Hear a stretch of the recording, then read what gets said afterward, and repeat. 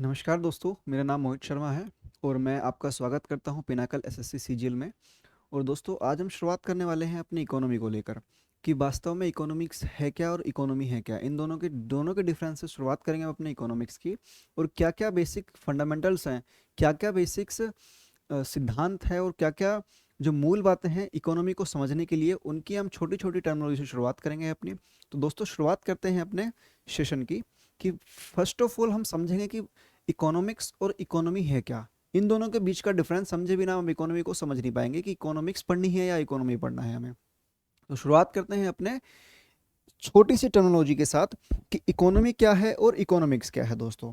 तो first of all मैं आपको एक शब्द देता हूं, अर्थशास्त्र। अर्थशास्त्र, सॉरी, अर्थशास्त्र, इसको इंग्लिश में बोलते हैं इकोनॉमिक्स। इसको इंग्लिश में कहते हैं इकोनॉमिक्स। और दूसरा शब्द है अर्थव्यवस्था। इसको क्या बोलते हैं और इन दोनों के बीच में डिफरेंस क्या है। अर्थव्यवस्था यानी कि इंग्लिश में बात करें तो इकोनॉमी। इन दोनों के बीच में क्या डिफरेंस है कि इन दोनों को हम अलग किया जाए। देखो, सबसे पहले मैं आपको बेसिक सा एक डिफरेंस बता दूं एक वेन डायग्राम के थ्रू।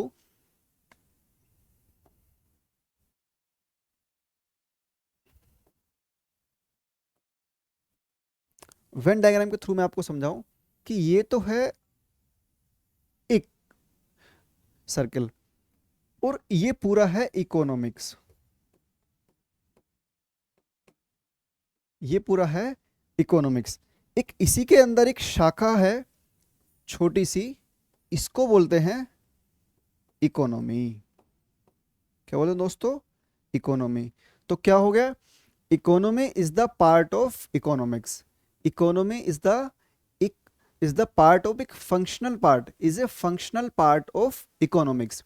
तो इकोनॉमी और इकोनॉमिक्स में ये डिफरेंस है। पहला, इकोनॉमिक्स एक बड़ा डायग्राम है, उसके अंदर एक छोटा सा उसी का एस्पेक्ट है इकोनॉमी का। तो अर्थशास्त्र को समझते हैं कि अर्थशास्त्र है क्या। अर्थशास्त्र देखिए दो शब्दों से मिलकर बना है, एक तो अर्थ और दूसरा है शास्त्र। दूसरा है शास्त्र। अर्थ और शास्त्र। अब इनका मतलब क्या है? अर्थ का मतलब है धन, मनी। जो भी मॉनेटरी ट्रांजेक्शन्स होती हैं उसको हम अर्थ मानते हैं। अर्थ क्या बोलते हैं? मनी। इंग्लिश में बोले तो हम धन। अब शास्त्र का मतलब क्या होता है? शास्त्र का मतलब होता है विज्ञान। क्या दोस्तों? विज्ञान। इंग्लिश में बोलते हैं इसको साइंस। अब क्या है? अर्थशास्त्र मतलब कि धन की स्टडी करने वाला, मॉनेटरी ट्रांजैक्शन की स्टडी स्टडी करने वाले को अर्थशास्त्र बोलते हैं। उसी के विज्ञान को अर्थशास्त्र बोलते हैं। विज्ञान का मतलब क्या होता है? एक systematic study. A systematic study is a science. किसी भी विषय के बारे में एक सिस्टमेटिक स्टडी करने को ही विज्ञान कहते हैं। और जब भी हम धन से रिलेटेड जितनी भी मॉनेटरी ट्रांजेक्शन होती हैं, जितनी मौद्रिक ट्रांजेक्शन होती हैं, अगर उनका अध्ययन करते हैं तो वो अर्थशास्त्र में काउंट होता है। तो ये तो हो गया आपका अर्थशास्त्र। अब अर्थशास्त्र का ही एक छोटा सा एस्पेक्ट है जिसे बोलते हैं इकोनॉमी। जैसे कि आपने सुना होगा Indian economy, US economy, Chinese economy, ये सब क्या होते हैं? इकोनॉमी। जैसे कि आपने और एग्जांपल सुने होंगे कि उसकी इकोनॉमिक हालत ठीक नहीं है या फिर वो देश इकोनॉमिक रूप से बहुत ही कमजोर देश है। तो ये क्या होता है? अर्थशास्त्र एक पूरा अध्ययन और उसी का एक छोटा सा एस्पेक्ट इकोनॉमी। जैसे कि इंडियन इकोनॉमी, एग्जांपल्स लिख लीजिए इसके बीच में। इंडियन इकोनॉमी और एग्जांपल लिखेंगे हम यूएस इकोनॉमी।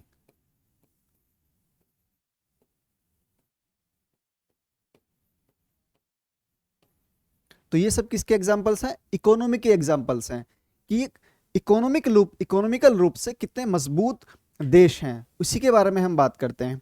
तो अर्थशास्त्र और अर्थव्यवस्था में डिफरेंस समझ गए। तो हमें अर्थशास्त्र के बेसिक टर्मिनोलॉजी पढ़नी है कि अर्थशास्त्र में बेसिकली कौन कौन से टर्मिनोलॉजी, कौन कौन से छोटे छोटे सिद्धांत आते हैं, कौन कौन से शब्द आते हैं जिनको समझे बिना हम अर्थशास्त्र को समझ नहीं पाएंगे। फिर उसके बाद हम इंडियन इकोनॉमी की बात करेंगे, इकोनॉमी जिसे वास्तव में हमें पढ़ना है, जो एग्जाम के पॉइंट ऑफ व्यू से इंपॉर्टेंट होता है।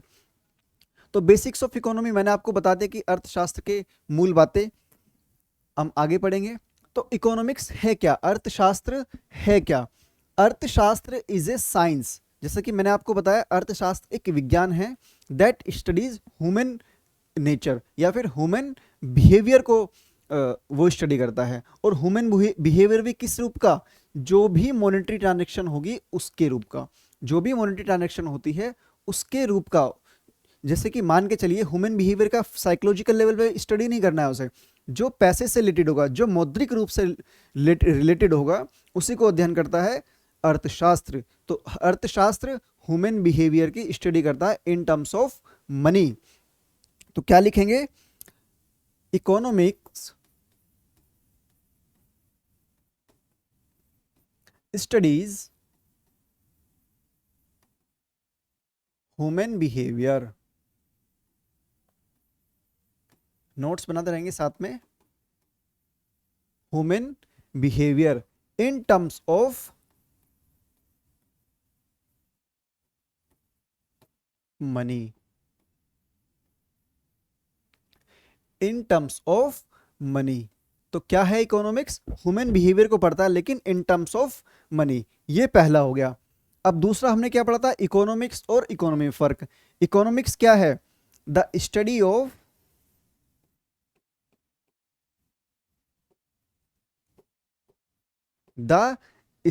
Of monetary transactions. अर्थशास्त्र में किसका ट्रांजैक्शन होता है? मॉनेटरी ट्रांजैक्शन का। जितने भी धन से रिलेटेड जितने भी ट्रांजैक्शन होती हैं वो अर्थ इकोनॉमिक्स में ट्रांजैक्शन होती है, ठीक है। और इकोनॉमी क्या था? इकोनॉमी इज द, इकोनॉमी की बात कर रहा हूं, इकोनॉमिक्स की नहीं। Economy is a functional part, functional form लिख लीजिए, फंक्शनल फॉर्म ऑफ इकोनॉमिक्स। तो ये हो गया आपका economics in terms of human behaviour, in terms of monetary transactions, और economy functional form of economy. ये क्या हो गया? तीनों आपके इकोनॉमी से रिलेटेड जितने भी बेसिक कंसेप्ट्स हैं मैंने आपको ये बता दी, इकोनॉमी और इकोनॉमिक्स, ठीक है दोस्तों। अब हम आगे बढ़ते हैं। आगे क्या कंसेप्ट दिया हुआ है कि ह्यूमन बिहेवियर को ये स्टडी करता है। ये मैंने आपको समझा दिया in terms of monetary transactions, ठीक है। अब which aims to allocate of scarce of resources in such a way. जो इकोनॉमिक्स होता है, जो इकोनॉमिक्स विषय है, वो बेसिकली बना किस लिए?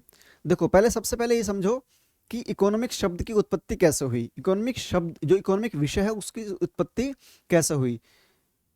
रिसोर्सेज जो है प्राकृतिक रिसोर्सेज हैं हमारे पास, और वो रिन्यूएबल रिसोर्सेज हैं कुछ उसमें से, और कुछ समय के साथ साथ खत्म होने वाले रिसोर्सेज हैं, जैसे कि ऑयल, पेट्रोल, डीजल। ये सब क्या होते हैं? रिन्यूएबल एनर्जी नहीं है। लेकिन अब प्रकृति में तो लिमिटेड रिसोर्सेज हैं।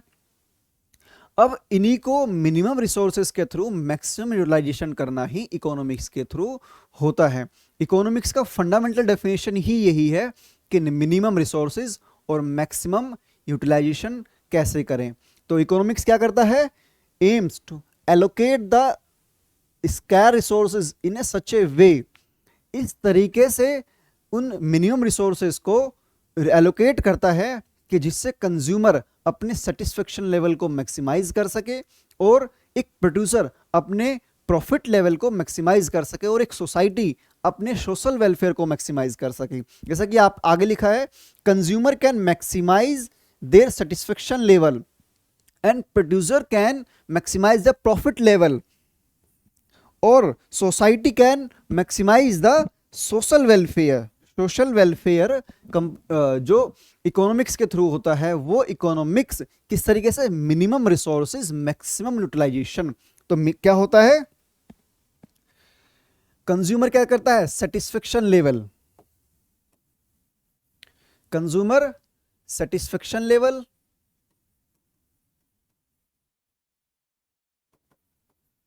सेटिस्फेक्शन लेवल को मैक्सिमाइज करता है, और प्रोड्यूसर प्रॉफिट लेवल को,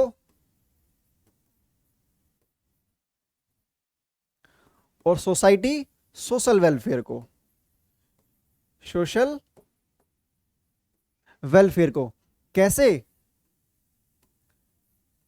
जो भी मिनिमम रिसोर्सेज हैं उनको मैक्सिमम यूटिलाइजेशन करके, मिनिमम रिसोर्सेज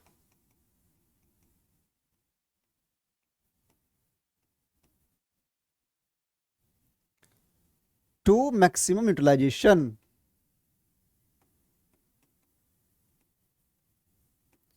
यूटिलाइजेशन। ये क्या है, ये इकोनॉमिक्स का बेसिक फंडा है, बेसिक काम ही यही है इकोनॉमिक्स का। इकोनॉमिक्स विषय ही इसलिए बनाया गया था कि जितने भी प्राकृतिक रिसोर्सेज हैं, जितने भी नेचुरल रिसोर्सेज हैं, उनको हम कम से कम रिसोर्सेज लेके मैक्सिमम यूटिलाइजेशन समाज के वेलफेयर में, सोसाइटी के वेलफेयर में, और जितने भी हम कंज्यूमर हैं उनके यूटिलाइजेशन में प्रॉफिट मैक्सिमाइजेशन कैसे कर सकते हैं, ये इकोनॉमिक्स का वर्क है। बेसिक काम यही है, बेसिक डेफिनेशन भी इसी से बनती है इकोनॉमिक्स की। तो दोस्तों मेरे हिसाब से आप समझ गए होंगे। आगे चलते हैं, इकोनॉमी है क्या, और ये समझ गए। हिंदी वाले दोस्त आप समझ जाना, मानव व्यवहार का अध्ययन करता है इन टर्म्स ऑफ मॉनेटरी ट्रांजेक्शंस, मौद्रिक रूप में ही उसके अध्ययन करता है, किसको, ह्यूमन बिहेवियर को। और इसका क्या है, उपभोक्ता को संतुष्टि लेवल को अधिकतम करना है, और लाभ को अधिक करना है, और समाज कल्याण को, सामाजिक कल्याण, जो सोसाइटी का सामाजिक कल्याण है उसको अधिक करना है। ठीक है दोस्तों, आगे चलते हैं। अब है human wants. Human wants basically है क्या, देखिए, आपको भूख लगी, आपकी इच्छा हुई कि खाना खाया जाए, और आपने खाना खा के वो फुलफिलमेंट कर ली। तो आपकी इच्छा हुई, आपकी डिजायर हुई, आपको भूख लगी, और आपकी एस्पिरेशन हुई कि यार मुझे खाना खाना चाहिए, और आपका मोटिव क्या है, भूख को खत्म करना। तो आपने खाना खाया, अपनी भूख खत्म करी, और यही ह्यूमन वांट्स है। आप एक ऐसी जगह गए, आप जम्मू कश्मीर घूमने के लिए गए, और आपको ठंड लगी, तो आपको मोटे कपड़े चाहिए, तो आपकी इच्छा क्या हुई, आपकी इच्छा हुई कि भाई हमें एक कंबल या मोटा कंबल चाहिए जिससे हम अपने शरीर को ढक सकें। ये क्या हुई, ह्यूमन वांट हुई। अब आप जम्मू कश्मीर गए तो बर्फ़ भी पड़ी, और बर्फ़ पड़ी तो आपके मन में विचार आया कि भाई कम से कम इस बर्फ़ से बचने के लिए हमारे पास एक घर हो। तो ह्यूमन वांट्स क्या है, जो भी मानव डिज़ायर करता है, एस्पिरेशन करता है, और जो भी मोटिव होता है उसका, वही ह्यूमन वांट्स है। तो जो भी व्यक्ति, जो भी इंसान अपनी इच्छा करता है, इच्छा प्रकट करता है, वही ह्यूमन वांट्स है। आसान भाषा में कहें तो रोटी कपड़ा और मकान, रोटी कपड़ा और मकान की इच्छा करता है व्यक्ति, जब करता है जब उसकी इच्छा होती है। ये बेसिक नीड है, ये बेसिक नीड है।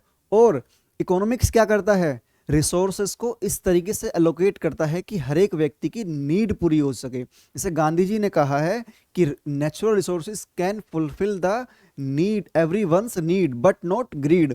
हर एक व्यक्ति की नीड तो आवश्यकता को पूरी कर सकता है नेचुरल रिसोर्सेज, जो प्राकृतिक संसाधन है, लेकिन हर व्यक्ति के लालच को पूरा नहीं कर सकता। तो लालच नहीं, नीड, जरूरत तो पूरी कर देगा हमारा। जैसे कि रोटी कपड़ा और मकान हम प्रकृति से ले सकते हैं, लेकिन लालच अगर होगा, हम ज़्यादा से ज़्यादा हम अपना ही पेट भरेंगे तो औरों को नहीं मिल पाएगा। हम maximum uses of wastage of water करेंगे, तो जो आने वाली पीढ़ी है उसको वाटर, ग्राउंड लेवल वाटर खत्म हो जाएगा, तो आने वाली पीढ़ी को वाटर नहीं मिल पाएगा। हम ज़्यादा से ज़्यादा हम पेट्रोल की गाड़ियाँ यूज़ करेंगे, तो आने वाली जो पीढ़ी है उनको पेट्रोल तो नसीब नहीं होगा। तो क्या होगा, मिनिमम रिसोर्सेज मैक्सिमम यूटिलाइजेशन। इसीलिए आजकल जो गवर्नमेंट्स हैं और जो बड़े बड़े जो कंपनियां हैं वो इलेक्ट्रिक गाड़ियां बना रही हैं जो रिन्यूएबल एनर्जी पर चलती हैं। तो इसे क्या बोलते हैं, ह्यूमन वांट्स।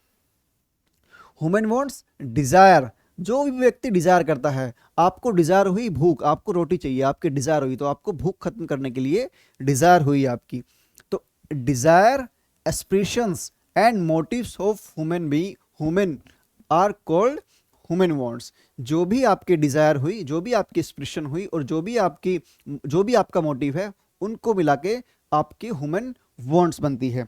तो हम इसमें क्या लिखेंगे, ह्यूमन वांट्स में क्या क्या शामिल होता है? ह्यूमन वांट्स में बताएंगे आप,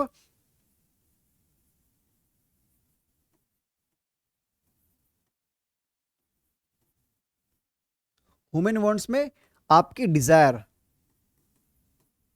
आपकी डिजायर्स, स्विफ्ट डिजायर नहीं, डिजायर जो आपकी इच्छा हुई, डिजायर्स, एस्पिरेशंस आकांक्षाएं,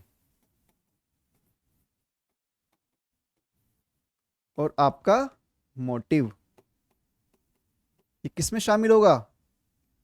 आपके ह्यूमन वांट में शामिल होगा, कि आपने इच्छा करी कि आपको पेट भरना है, आपने रोटी खानी है।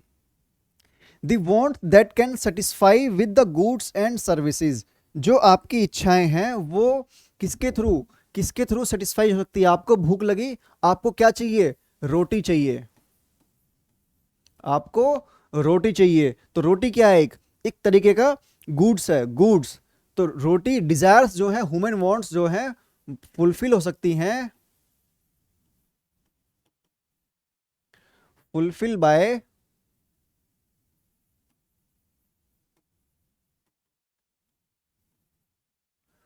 Bye goods and services. अब सर्विसेज कैसे,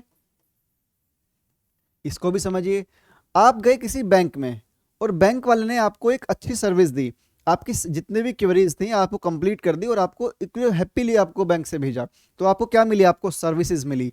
आप घर बैठे आप नेट यूज कर पा रहे हैं, एयरटेल का नेट यूज कर पा रहे हैं, आप बाकी कंपनियों के नेट यूज कर पा रहे हैं फ्रीली एकदम। 5G 4G 6G चल रहा है वो क्या हो रहा है? आपको सर्विस बेटर दे पा रहा है, तो इसी से आप सेटिस्फाई हुए। और जिस भी गुड्स एंड सर्विस से सेटिस्फाई होते हैं उसको ह्यूमन वांट्स कहते हैं। तो फुलफिलमेंट किसके थ्रू होता है? गुड्स एंड सर्विसेज के थ्रू। ये क्या होता है? Human wants fulfilment bye goods and services. ठीक है दोस्तों, अगला है एग्जाम्पल, जैसे कि गुड्स, शेल्टर एंड क्लोथिंग। जैसे कि मैंने आपको बताया, रोटी, कपड़ा और मकान आर द ह्यूमन वांट्स। रोटी, कपड़ा और मकान क्या है? ह्यूमन वांट्स में शामिल होते हैं। इसमें क्या आएगा? रोटी जो बेसिक नीड है, कपड़ा, मकान, ये क्या है? आपके ह्यूमन वांट्स की बेसिक नीड है, कि ये तो चाहिए ही इंसान को, इसके बिना इंसान का जो जीवन है वो वहन नहीं हो सकता, ये बेसिक नीड है। गवर्नमेंट भी आपको मिड डे मील के थ्रू, या फिर जो आजकल गवर्नमेंट की स्कीम चली है 5 किलो राशन जो दे रही है गवर्नमेंट, वो रोटी आपको फ्री में दे, ताकि आप बेसिक नीड पूरी कर जाएं। कपड़े के लिए गवर्नमेंट फ्री में देती है आपको। मकान, आजकल गवर्नमेंट ने जो रूरल एरियाज है और ग्रामीण एरियाज में ना मकान बनाने के लिए पैसे दिए हैं, और मकान आधे लोगों को, काफी लोगों को मिले भी हैं। तो क्या गवर्नमेंट बेसिक नीड पूरी कराती है, ये क्या है? Basic need.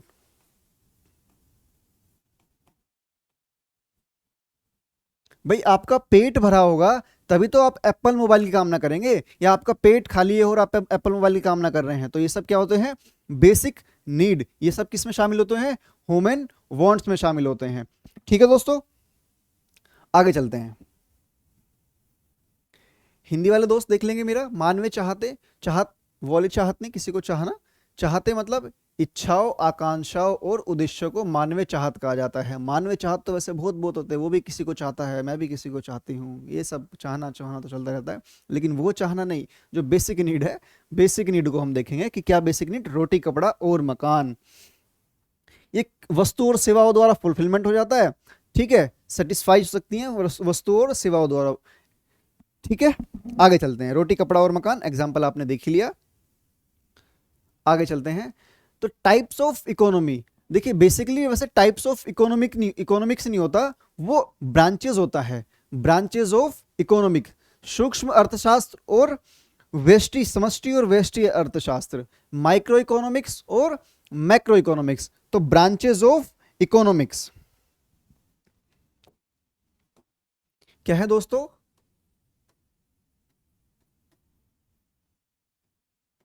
ब्रांचेस ऑफ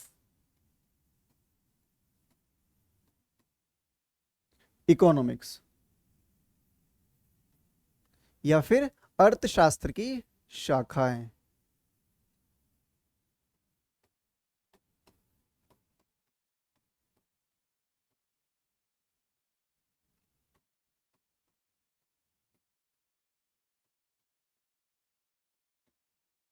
अब अर्थशास्त्र की शाखाएं शाखाएं क्या क्या हैं, समझिए इसको। एक तो माइक्रो इकोनॉमिक्स,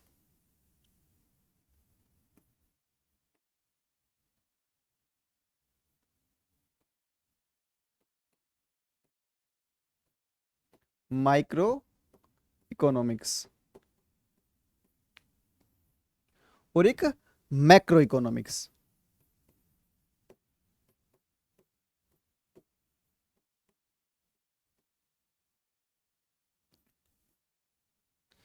अब इन दोनों में डिफरेंस क्या है, पहले आप समझ लीजिए, फिर उसके बाद आगे बढ़ेंगे।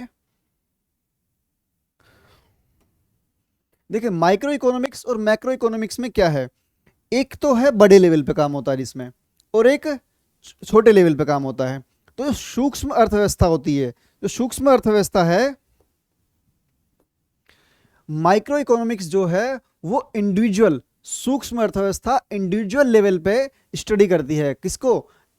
इंडिविजुअल के बिहेवियर को, फर्म के बिहेवियर को, हाउस होल्ड्स को।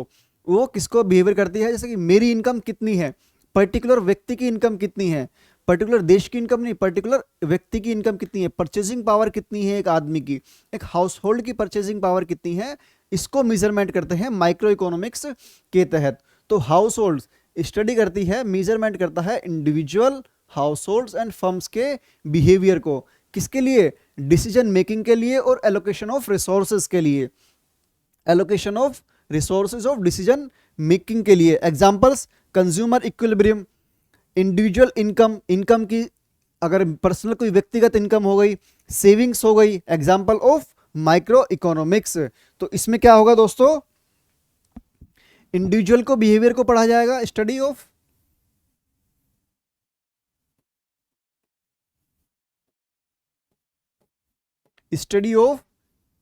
Individual firms behaviour.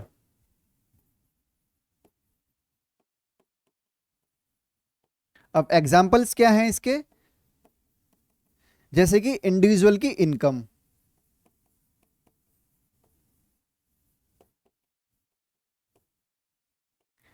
इंडिविजुअल की इनकम हो गई, एक्सपेंसेस हो गए इंडिविजुअल के, ठीक है, इनकम हो गई, एक्सपेंसेस हो गए, ये सब किस में आते हैं, माइक्रो इकोनॉमिक्स के एग्जांपल्स हैं, माइक्रो इकोनॉमिक्स के एग्जांपल्स। और अल्फ्रेड मार्शल को माइक्रो इकोनॉमिक्स के जनक माना जाता है। अल्फ्रेड जो मार्शल हैं, मार्शल साहब जो हैं, उसको माइक्रो इकोनॉमिक्स का जनक माना जाता है दोस्तों, ठीक है। कंज्यूमर इक्विलिब्रियम को समझाता हूं मैं आपको, एक नई कंसेप्ट होगी आपके लिए। कंज्यूमर इक्विलिब्रियम क्या है, जैसे कि मान के चलिए किसी एप्पल मोबाइल लीजिए एग्जांपल, एप्पल मोबाइल है और उसका प्राइस कितना भी बढ़ रहा है लेकिन आप उसे खरीद रहे हो, उसी को बोलते हैं कंज्यूमर इक्विलिब्रियम। कि आपकी इनकम बढ़ रही है और आपके लिए जो प्राइस है किसी प्रोडक्ट का वो भी बढ़ रहा है, लेकिन आप उस प्रोडक्ट को खरीद रहे हो, चाहे वो कितना भी प्रोडक्ट महंगा क्यों ना हो जाए, आपकी इच्छा है एप्पल मोबाइल खरीदने की, तो उसको बोलते हैं कंज्यूमर इक्विलिब्रियम, कंज्यूमरिंग इक्विलिब्रियम, कि आप उसको खरीदे जा रहे हो, आपको इस पर कोई प्रभाव नहीं पड़ रहा है, इक्वल हो आप, इक्वल बना हुआ है आपकी डिमांड, ठीक है, इसको बोलते हैं कंज्यूमर इक्विलिब्रियम, ठीक है। हिंदी वाले दोस्त मेरे देख लेंगे, व्यक्ति और परिवारों को, फर्मों का व्यवहार जो स्टडी करते हैं माइक्रो इकोनॉमिक्स, सूक्ष्म अर्थव्यवस्था में उसको स्टडी करते हैं, और आय और बचत, ये सेविंग्स, ये एग्जाम्पल्स हैं। और अल्फ्रेड अल्फ्रेड मार्शल को माइक्रो इकोनॉमिक्स का जनक माना जाता है। आगे चलते हैं, मैक्रो इकोनॉमिक्स, समष्टि अर्थव्यवस्था। यहां हमने पढ़ा था व्यष्टि अर्थव्यवस्था बोलते हैं उसको, उसको बोलते हैं समष्टि अर्थव्यवस्था।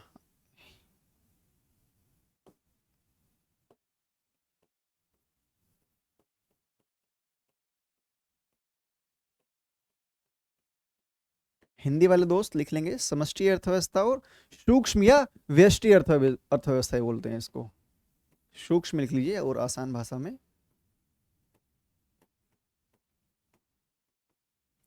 सूक्ष्म अर्थव्यवस्था और समष्टि अर्थव्यवस्था।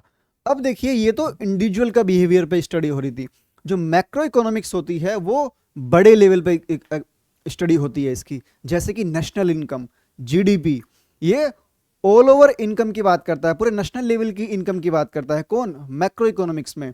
समष्टि समष्टि अर्थव्यवस्था में मैक्रो इकोनॉमिक्स जो लेवल होता है वो बड़े लेवल पे, वास्ट लेवल पर इकोनॉमी का स्टडी होती है। तो इसके अंदर कैसे होता है, जैसे कि एग्जाम्पल नेशनल इनकम,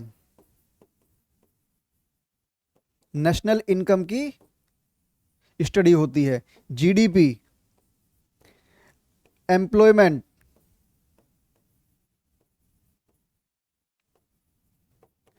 पॉवर्टी,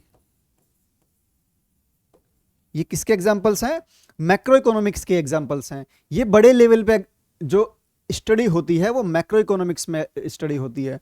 और मैक्रो इकोनॉमिक्स का जो जनक माना जाता है वो जॉन मेनार्ड कीन्स को माना जाता है। जॉन मेनार्ड कीन्स को मैक्रो इकोनॉमिक्स का जनक माना जाता है। देखिए मैंने आपको बता दिया, it's concern with the how to overall economic work, economy work करती है, पूरे देश के लेवल की, पूरे स्टेट लेवल की जो इकोनॉमी है वो किस तरीके से काम करती है, वो मैक्रो इकोनॉमिक्स में स्टडी होती है उसकी। और स्टडीज थिंग्स एज एम्प्लॉयमेंट मैंने आपको बता दिया, जीडीपी मैंने आपको बता दिया, इन्फ्लेशन, महंगाई भी उसमें एग्जाम्पल लिख लेना। इन्फ्लेशन, जीडीपी और एम्प्लॉयमेंट की जो बारे में अध्ययन होता है वो पूरे लेवल पे होता है और वो मैक्रो इकोनॉमिक्स में होता है। जॉन मेनार्ड कीन्स को मैक्रो इकोनॉमिक्स का जनक माना जाता है। देखो वैसे तो इन दोनों को ब्रांचेस को अलग माना जाता है, लेकिन इनके बीच में संबंध भी, एक छोटा सा एग्जांपल देके मैं आपको संबंध इसमें समझा के इस टॉपिक को खत्म करता हूं। देखिए इन दोनों के बीच में एग्जांपल रिलेशन समझिए क्या है। मान के चलिए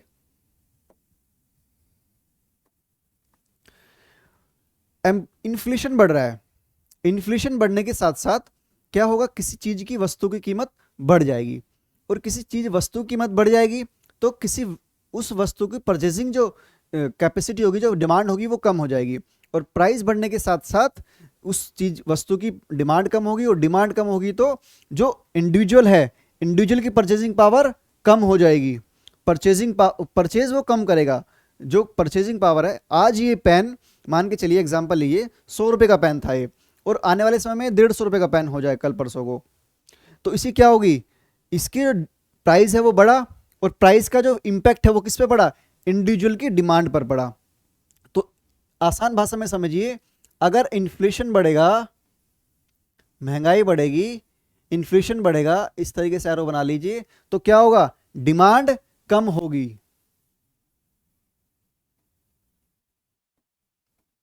डिमांड कम होगी, प्राइस कम होगा ऑब्वियसली, क्योंकि इन्फ्लेशन बढ़ने के साथ साथ उसकी मांग, जो परचेसिंग पावर होगी उस व्यक्ति की वो कम हो जाएगी, क्योंकि महंगी चीज खरीदेगा। आटा के रेट बढ़ जाए तो उसकी क्या, 100 रुपए का आटा जहां खरीदता था वो अब 150 रुपए का आटा, 150 रुपए किलो आटा खरीद रहा है, तो जो 50 रुपए जो एक्स्ट्रा पेमेंट करना पड़ता है वो कुछ और खरीदता है उसमें, लेकिन उसकी परचेसिंग पावर किसी इंडिविजुअल की, इन्फ्लेशन हो रहा है बड़े मैक्रो इकोनॉमिक्स लेवल पे, लेकिन जब इसी इन्फ्लेशन का जो इंपैक्ट पड़ा इंडिविजुअल पे, उसकी परचेसिंग पावर कम हो गई। तो इसी को बोलते हैं, दोनों अलग अलग ब्रांचेस नहीं है, दोनों में संबंध भी है दोस्तों। ठीक है दोस्तों, समझ गए इसको।